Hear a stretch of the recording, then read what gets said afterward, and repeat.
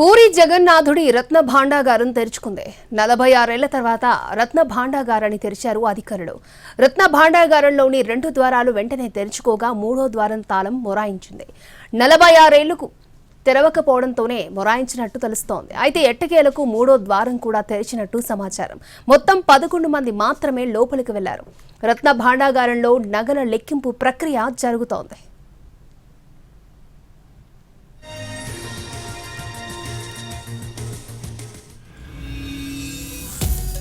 1978లో రత్న భాండాగారాన్ని తెరిచినా పూర్తిగా లెక్కించలేదు. అప్పటి నుంచి ఇప్పటి వరకు పలుమార్లు ప్రయత్నించినా ఫలించలేదు. ఇప్పుడు రత్న భాండాగార్ను తెరిచారు. ఒడిశాకు చెందిన ఐజీ స్థాయి అధికారులతో పాటు 20 మందికి పైగా డీఎస్పీ స్థాయి అధికారులు ఆలయం లోపల ఉన్నారు. ర్యాపిడ్ యాక్షన్ ఫోర్స్ ఆలయ ముఖద్వారం ప్రాంతాన్ని తమ ఆధీనంలోకి తీసుకుంది. 5 ప్రత్యేక బాక్సులను లోపలికి పంపించారు. రత్న భాండాగార్లో తీసిన నగలు, వజ్ర వైఢూర్యాలను బాక్సుల్లో ఉంచుతారు. ఈ ప్రక్రియను వీడియో రికార్డ్ చేస్తారు. నగలను ప్రత్యేక బాక్సుల్లో ఉంచి ప్రత్యేకమైన గదులకు తరలిస్తారు. ఇక పాడుపడిన 2 రూమ్లకు మరమ్మతులు చేసే అవకాశం ఉంది.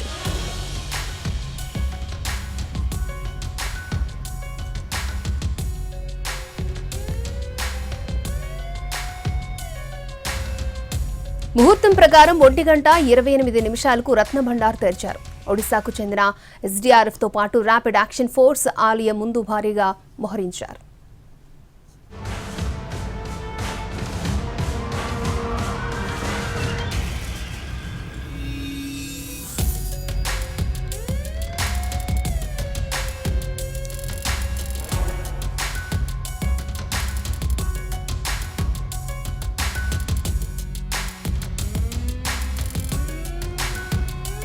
ఒడిశాలోని పూరి జగన్నాథుడి రత్న భాండాగారం తెరుచుకుంది. ప్రత్యేక పూజలు చేసిన తర్వాత మధ్యాహ్నం 1:28 రహస్య గదిని తెరిచారు.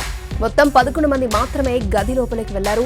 లోపల విష సర్పాలు ఉంటాయన్న అనుమానాల నేపథ్యంలో పూరి రత్న భాండాగారంపై దేశవ్యాప్తంగా ఆసక్తి నెలకొంది.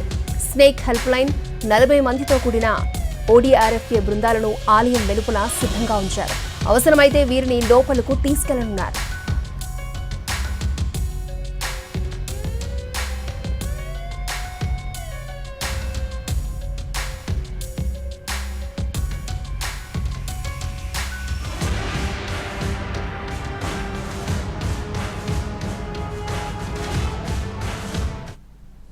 రత్న భాండాగారాన్ని చివరిసారిగా 46 ఏళ్ల క్రితం 1978లో తెరిచారు. పూర్వం 3 ఏళ్లు లేదా 5 ఏళ్లకొకసారి ఈ గది తలుపులు తెరిచి సంపద లెక్కించేవారు. చివరిసారిగా 1978లో లెక్కించగా 70 రోజులు పట్టింది. అప్పట్లో కొన్నింటిని వదిలేయడంతో లెక్కలపై సందేహాలున్నాయి. ఈ నేపథ్యంలో హైకోర్టులో దాఖలైన పిటిషన్పై విచారణ జరిపిన న్యాయస్థానం రత్న భాండాగారం తెరిచి సంపద లెక్కించాలని ఆదేశించింది. సుప్రీంకోర్టు కూడా దీన్ని సమర్థించింది. రహస్య గదులు జీర్ణావస్థకు చేరి వర్షపు నీరు లీకై గోడలు బీటులు వారుతున్నందున మరమ్మతులు చేయాలని కోర్టులు 2018లోనే పురావస్తు శాఖను ఆదేశించారు.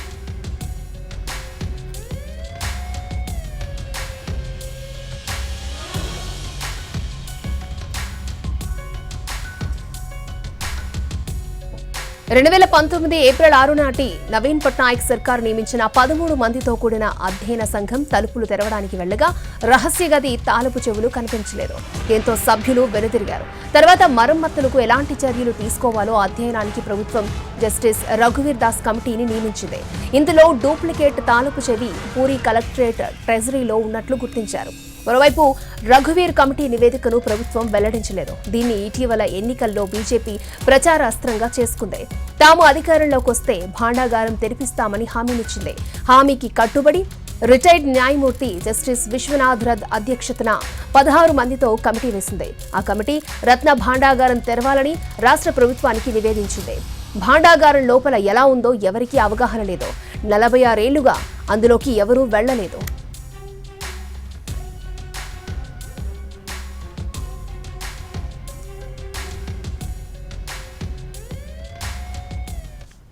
పూరి జగన్నాథ ఆలయ ఖజానా ద్వారాలు తెరుచుకున్నాయి. ఆలయ రత్న భండాగారంలోని స్వామివారి సంపద లెక్కింపు కొనసాగనుంది. అయితే పూరి జగన్నాథుని రత్న భాండాగారంలోని సంపదను లెక్కించడానికి ఎన్ని రోజులు పడుతుందో చెప్పలేమని కమిటీ అంటోంది. 1978లో స్వామి ఆభరణాల లెక్కింపును ప్రయత్నించారు. అయితే కొంతమేర మాత్రమే లెక్కించగలిగారు. కొన్నింటి విలువ కట్టడం నిపుణులకే సాధ్యం కాలేదు. అందుకే 70 రోజులకు పైగా పట్టింది.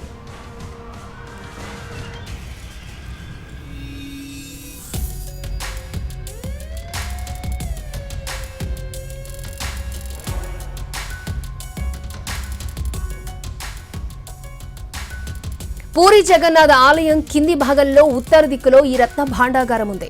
అందులో 3 భాగాలున్నాయి. ఒక గదిలో విలువైన వస్తువులున్నాయి. అది కాకుండా 2 గదులున్నాయి. అందులో మొదటి గదిని బాహర్ బండార్ అని పిలుస్తారు. ఇందులో స్వామి నిత్య పూజలకు సంబంధించిన ఆభరణాలుంటాయి. బితర్ బండార్ అంటే లోపలి ఖజానాగా పిలిచే 2వ గది. ఈ గదిలోని గతంలో రాజులు పురుషోత్తమునికి సమర్పించిన అంతులేని నిధి దాకి ఉంది. వీటి తాళాలే గతంలో కనిపించకుండా పోయాయి. దీంతో స్వామివారి సంపద భద్రంగా ఉందా లేదా అన్న అనుమానాలు వ్యక్తమయ్యాయి. వాటికి ముగింపు పలికేందుకు ఒడిశా సర్కార్ ప్రయత్నిస్తోంది. గతంలో హైకోర్టు ఆదేశాల మేరకు భాండాగారం తలుపులు తెరిచేందుకు 2018 ఏప్రిల్ 4న నిపుణుల బృందం ప్రయత్నించింది. అయితే తాళం లేకపోవడంతో లోపలికి వెళ్లలేకపోయింది. ఖజానా దెబ్బతినే పరిస్థితుల్లో ఉందని వారు గుర్తించారు. ఆ తర్వాత కొన్ని రోజులకు డూప్లికేట్ కీ దొరికిందని ప్రభుత్వం ప్రకటించింది.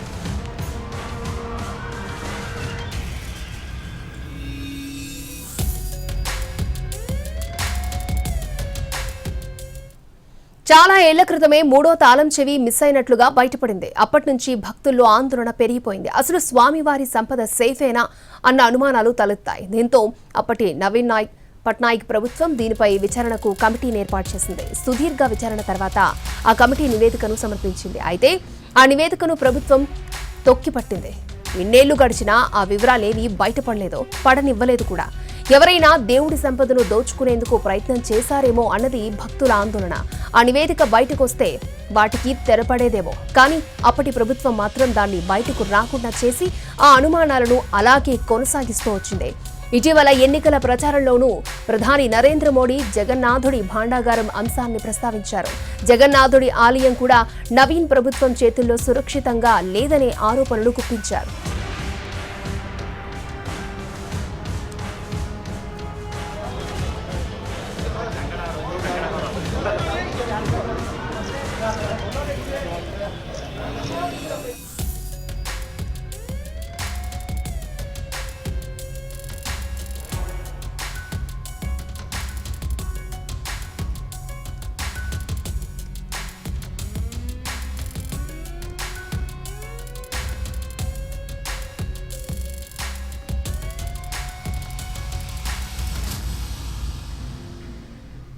నిజానికి హైకోర్టు ఆదేశాలతోనే ప్రభుత్వం రత్న భాండాగారం రహస్యం తెరిచేందుకు సిద్ధమైంది. డూప్లికేట్ కీ దొరికినా గది ఎందుకు తెరవడం లేదని విపక్షాలు ప్రభుత్వాన్ని నిలదీశాయి. చివరకు కొత్తగా ఏర్పడిన బీజేపీ ప్రభుత్వం రత్న భాండాగారం తెరిపించింది.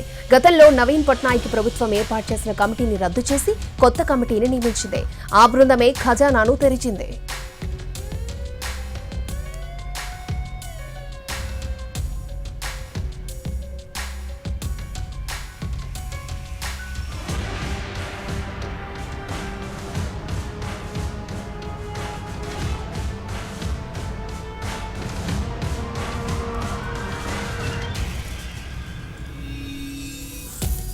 దేశంలోని ప్రముఖ ఆలయాల్లో పూరి జగన్నాథ ఆలయం ఒకటే. 12వ శతాబ్దంలో రాజా అనంతవర్మ చోడగంగదేవ్ హయాంలో నిర్మాణం మొదలై ఆయన మనవడు అనంగ భీమ్దేవ్ పాలనలో పూజలు మొదలయ్యాయి. శ్రీకృష్ణుడు, సుభద్ర, బలరాముడి చెక్క విగ్రహాలే ఈ ఆలయంలో కొలువుతీరి ఉంటాయి.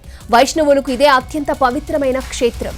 జగన్నాథుణ్ణి దర్శించుకుంటే జన్మ జన్మాల పాపాలు పోతాయన్నది భక్తుల విశ్వాసం. రోజు కొన్ని వేల మంది భక్తులు శ్రీక్షేత్రాన్ని సందర్శిస్తారు. ఇక్కడ నిత్యం దేవదేవుడికి 56 రకాల ప్రసాదాలతో నైవేద్యాలు పెడతారు. ఈ ప్రసాదాలన్నీ కూడా మట్టి కుండల్లోనే వండుతారు.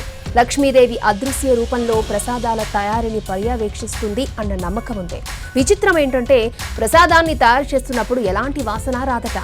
స్వామివారికి సమర్పించాకనే సువాసనలు వస్తాయని చెబుతారు.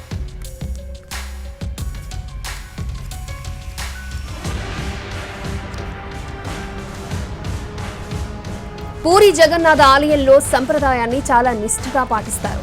దేవదేవుని సేవలో చిన్న తప్పు కూడా జరగనివ్వరు. అలా చేస్తే స్వామివారి ఆగ్రహానికి గురవుతామని భయం. అంతెందుకు ఆలయ శిఖరంపై పతాకాన్ని కూడా రోజు మార్చాల్సిందే. తుఫాన్ వచ్చినా 100 కిలోమీటర్లకు పైగా వేగంతో గాలులు వీస్తున్నా సరే పతాకాన్ని మార్చాల్సిందే. 800 ఏళ్లుగా ఈ సంప్రదాయం కొనసాగుతోంది. ఒక్కరోజు ఆలయ శిఖరంపై పతాకాన్ని మార్చకపోయినా ఆలయాన్ని 18 ఏళ్లు మూసేయాలి అంటారు. అందుకే ఎలాంటి రక్షణ చర్యలు తీసుకోకుండానే రోజు ఆలయ పూజారి ఒకరు శిఖరంపైకెక్కి పతాకాన్ని మారుస్తారు.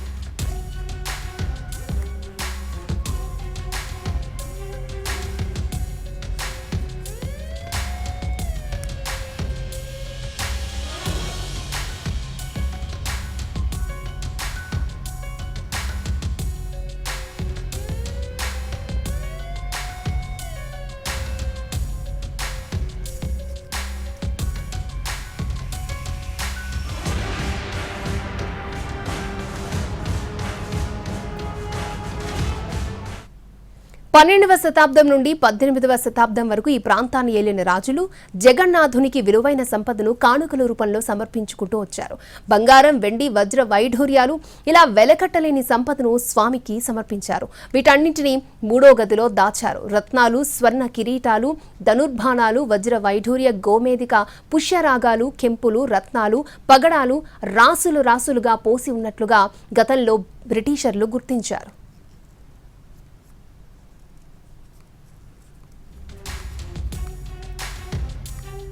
గంగ వంశానికి చెందిన అనంగ భీమదేవ్ అప్పట్లోనే స్వామివారి ఆభరణాల తయారీకి భారీగా బంగారాన్ని సమకూర్చారట.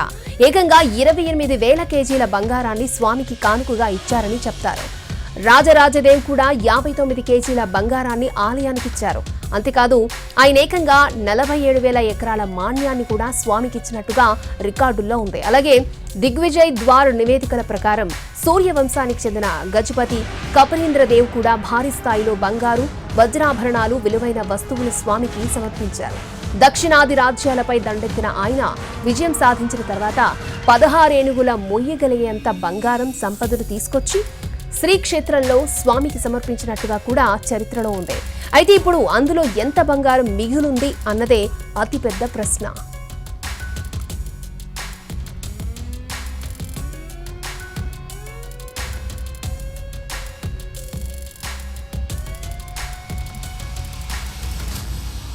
పంతొమ్మిది 1926లో గజపతి రామచంద్రదేవ్ జగన్నాథ ఆలయ పాలనాధికారిగా బాధ్యతలు తీసుకున్నారు. అప్పటి నుంచి వచ్చిన ప్రతి కానుకకు ఆయన రసీదు ఇవ్వడం మొదలుపెట్టారు. ఆ రికార్డులు ఇప్పటికీ ఉన్నాయి. 1926లో రూపొందించిన నివేదిక ప్రకారం స్వామికి 837 బంగారు, వజ్ర ఆభరణాలున్నాయని గుర్తించారు. బహర్ బండార్ అంటే నిత్య పూజల కోసం వాడే ఆభరణాలు 150. అందులో స్వామివారికి అలంకరించి 610 తులాల కిరీటం, బలభద్రుడి 434 తులాల కిరీటం, సుభద్రకు అలంకరించే 275 తులాల కిరీటం ఉన్నాయి. 120 గ్రాముల బరువున్న 3 హారాలు, 8,18,710 తులాల సునా శ్రీభుజ ఉన్నాయి. అవి కాక అరుదైన రత్నాలతో అలంకరించిన బంగారు ఆభరణాలు కూడా ఉన్నాయి. అలాగే బిదర్ భండార్లో 180 ఆభరణాలు ఉన్నట్లుగా రికార్డుల్లో ఉంది. అందులో 74 ఆభరణాలు స్వచ్ఛమైన బంగారంతో చేసినవి. కొన్నింటి బరువు 100 తులాలు పైనే. బంగారు పల్లాలు, ముత్యాలు, వజ్రాలతో చేసిన మరికొన్ని వస్తువులున్నాయి. కొన్ని వెండి వస్తువులు బరువైతే ఏకంగా 500 తులాలు ఉంటుందట. ఆలయ నిబంధనల ప్రకారం ప్రతి 6 నెలలకోసారి ఆభరణాలను లెక్కించాల్సి ఉంటుంది. అయితే గత శతాబ్దంలో కేవలం 4 సార్లు మాత్రమే రహస్య గదిని తెరిచారు.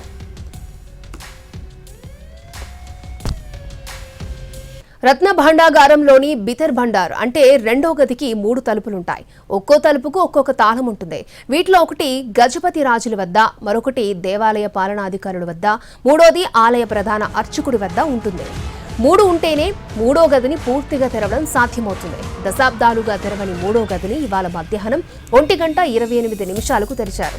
అయితే 3వ తాళం మొదట మొరాయించింది. కానీ ఎట్టకేలకు దాన్ని కూడా తెరిచినట్టు సమాచారం అందుతోంది.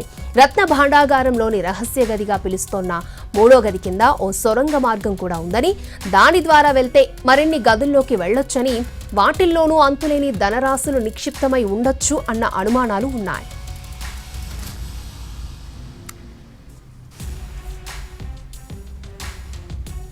ఇక స్వామికి శతాబ్దాలుగా భక్తులు సమర్పించుకుంటూ వచ్చిన కానుకల విలువ లెక్కించడం సాధ్యమేనా అన్న ప్రశ్నలు తలెత్తుతున్నాయి. గతంలో బ్రిటిషర్లు ఒకసారి సంపదను లెక్కించే ప్రయత్నం చేసి చేతులెత్తేశారు. కొన్ని కెంపులు, పచ్చలు వంటి వాటి విలువను ఇప్పుడు అంచనా వేయడం కూడా కష్టమే అంటున్నారు. ఒక్కోటి కొన్ని వందల కోట్లు పలుకుతుందని భావిస్తున్నారు. అప్పట్లో స్వామికి రాజులు ఇలాంటి విలువైన ఎంతో సంపదను కానుకలుగా ఇచ్చారు. తాము అనుకున్న పనులు విజయవంతంగా పూర్తయ్యాక అంతులేని సంపదను ఇచ్చుకుంటూ వచ్చారు.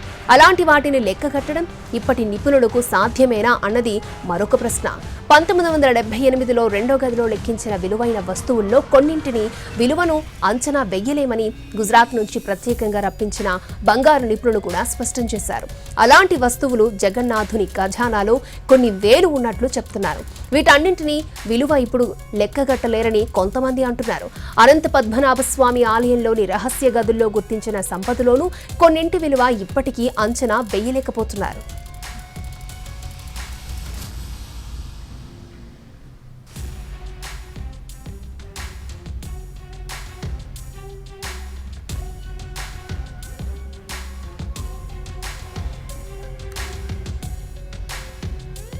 పంతొమ్మిది 1978లో స్వామివారి సంపద లెక్కించే ప్రయత్నాలు జరిగాయి. ఓ గదిలో సంపదను కొంతమేర లెక్కించారట. విలువైన వజ్రాభరణాలు, వజ్రాలు, బంగారం, వెండిని గుర్తించారు. కొన్ని వస్త్రాల్లో చుట్టి చెక్కపెట్టెల్లో వాటిని ఉంచినట్లు ఆలయ మాజీ నిర్వాహకులు రవీంద్ర నారాయణ మిశ్రా అన్నారు. 1978లో ఆ గదిని పరిశీలించిన బృందంలో మిశ్రా కూడా ఒకరు. ఆ సమయంలో విలువైన నగల వివరాలన్నింటినీ పొందుపరిచారు. తమిళనాడు, గుజరాత్లకు చెందిన నిపుణులను రప్పించినప్పటికీ ఆ ఆభరణాల విలువను మాత్రం లెక్కగట్టలేకపోయారు. తిరిగి 1985లో ఆ రత్న భాండాగారాన్ని తెరిచి చూసినప్పటికీ కొంత జాబితాను మాత్రం రూపొందించలేదు. 1926లో కూడా ఓసారి బ్రిటిష్ పాలకులు ఈ రత్న భాండాగారాన్ని తెరిచినప్పుడు అందులో 597కు పైగా రకరకాల ఆభరణాలు ఉన్నట్లు గుర్తించారు. ఆ సంపదను వెలగట్టడం తమ వల్ల కాదని నివేదికలోనూ స్పష్టం చేశారు. ఇప్పుడు ఆ రత్న భాండాగారాన్ని తెరవనైతే తెరిచారు, కానీ అందులోని సంపద లెక్కింపు సాధ్యమేనా అన్నది చూడాలి. రైట్, ఇదే అంశానికి సంబంధించి పూరి ఆలయం నుంచి మరింత సమాచారాన్ని మా ప్రతినిధి నాయుడు అందిస్తారు. ఈ క్షేత్రంలో ఎంతో ప్రాముఖ్యమైనటువంటి విశిష్టమైనటువంటి క్షేత్రంగా చెప్పుకోవచ్చు. అంతే విశిష్టత ఇక్కడ రత్న భండాగారం తెరుచుకోవడం పైన కూడా ఉత్కంఠ నెలకొంది. ముఖ్యంగా 46 సంవత్సరాల తర్వాత ఈరోజు ఏదైతే రత్న భండారం తెరుచుకునేది ఉందో దానికోసం అన్ని రకాలైనటువంటి చర్యలు చేపట్టిన తర్వాత ఈరోజు ఏదైతే మనకి అందుకుంటున్నటువంటి తాజా సమాచారం ప్రకారం 3వ రత్న భండారం ఏదైతే ఉందో లోపల భండారం కూడా తెరుచుకుందని మనకి తాజాగా అందుతున్నటువంటి సమాచారం. అయితే ఇంకా అఫీషియల్గా ఏదైతే జస్టిస్ విశ్వనాథ్ రథ్ నేతృత్వంలోని కమిటీ సభ్యులు ఎవరు కూడా దీన్ని డిక్లేర్ చేయలేదు. కానీ అంత లోపల ఈ ప్రక్రియ అంతా కొనసాగుతుంది. దీనికి సంబంధించి ఇప్పటికే మనకి బయట నుంచి ఏదైతే ఒడిశాకు సంబంధించినటువంటి SDRFతో పాటు ఆ ర్యాపిడ్ యాక్షన్ ఫోర్స్ కూడా పెద్ద ఎత్తున బలగాలను కూడా ఆలయ ప్రాంగణానికి తీసుకొచ్చినటువంటి పరిస్థితి. ముఖ్యంగా ఏదైతే పెద్ద ఎత్తున ఏదైతే బంగారు ఆభరణాలు, బంగారు నాణ్యాలు పెద్ద ఎత్తున ఏదైతే ఈ రత్న భండార్లో ఉన్నాయనేటువంటి నేపథ్యంలో ముందస్తు అన్ని చర్యలు అయితే తీసుకున్న తర్వాత ఈరోజు ఏదైతే ఓపెన్ చేసినటువంటి పరిస్థితి కనిపిస్తుంది. మొదటి 1, 2 ఏదైతే ఉన్నటువంటి రూమ్స్ ఏవైతే ఉన్నాయో ఆ రూమ్స్ ఎప్పటికప్పుడు తెచ్చుకున్నటువంటి పరిస్థితి. కానీ 3వ ఏదైతే రత్న భండారం పైన అంత ఉత్కంఠ నెలకొన్నటువంటి నేపథ్యంలో మొత్తం దీనికి సంబంధించి ఆ ఉత్కంఠ ఇంకా కొనసాగుతుంది. అయితే మనకు అందుతున్నటువంటి తాజా సమాచారం ప్రకారం అయితే 3 రూమ్స్ను తెరిచారు. అయితే 3వ రూమ్ మొరాయించింది కొంత ఎన్నో సంవత్సరాలుగా తెరవకపోవడంతో చాలా కష్టపడాల్సి ఉంది. ఎట్టకాలకు తెరుచుకుంది అనేటటువంటి తాజా సమాచారం అయితే మనకు అందుతుంది. ఇంకా అఫీషియల్గా వాళ్ళు నిర్ధారించినటువంటి పరిస్థితి ఉంది. 1978లో దీనిని తెరిచారు. అప్పుడు కూడా పూర్తిగా లెక్కించినటువంటి పరిస్థితి. అప్పుడు కూడా ఎంత సంపద ఉంది, ఎన్ని వజ్రాలు ఉన్నాయి, ఇది విలువ ఎంత అనేది గణన కూడా నాడు జరగలేదు. అయితే అప్పటి నుంచి ఇప్పటి వరకు కూడా అనేక దఫాలుగా 1985లో ఒకసారి ప్రయత్నించారు. తర్వాత ఇంకా చాలాసార్లు కూడా ప్రయత్నాలు చేసినప్పటికీ కూడా ఆ ప్రయత్నాలు ఏవి ఫలించలేదు. సో ఈ నేపథ్యంలో ఈరోజు ఏదైతే ఈ రత్న భండార్ తెరవడం పైన సర్వత్రా ఉత్కంఠ నెలకొంది. ఈ నేపథ్యంలోనే ఇక్కడ ఏదైతే మనం చూడొచ్చు లోపలికి ఏదైతే ఒడిశా పోలీస్ ఉన్నతాధికారులు కూడా లోపల IG స్థాయి అధికారులు ఉన్నారు. ఒక 20 మందికి పైగా DSP స్థాయి అధికారులు లోపలికి వెళ్ళారు. వీళ్ళతో పాటు SDRF ఇక్కడ లోకల్గా ఉన్నటువంటి ఒడిశా పోలీసులు వెళ్ళారు. ఇప్పుడు ఏదైతే ర్యాపిడ్ యాక్షన్ ప్రొటెక్షన్ ఫోర్స్ కూడా ఈ ఆలయ ముఖద్వారానంతా కూడా తమ కంట్రోల్లోకి తీసుకున్నటువంటి పరిస్థితి. ఇప్పటికే సిద్ధం చేసినటువంటి 5 ప్రత్యేకమైనటువంటి బాక్సులు ఏవైతే ఉన్నాయో వాటిని లోపలికి పంపించారు.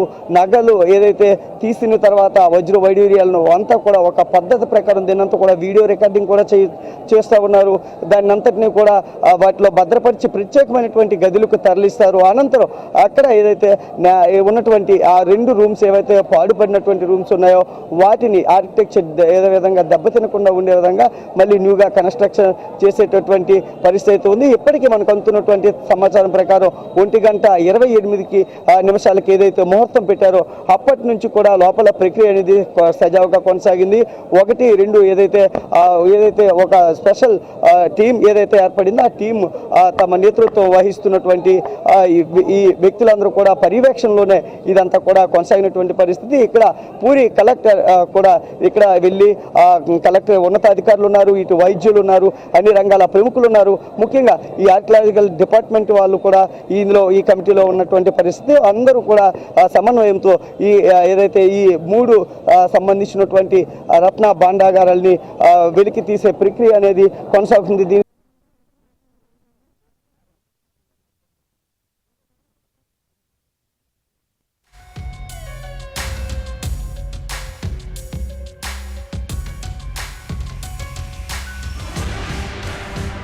రత్న భాండాగారం తెరిచిన అధికారులు బయటకొచ్చాక అన్ని వివరాలు తెలుస్తాయన్నారు ఒడిశా మంత్రి పృథ్వీరాజ్.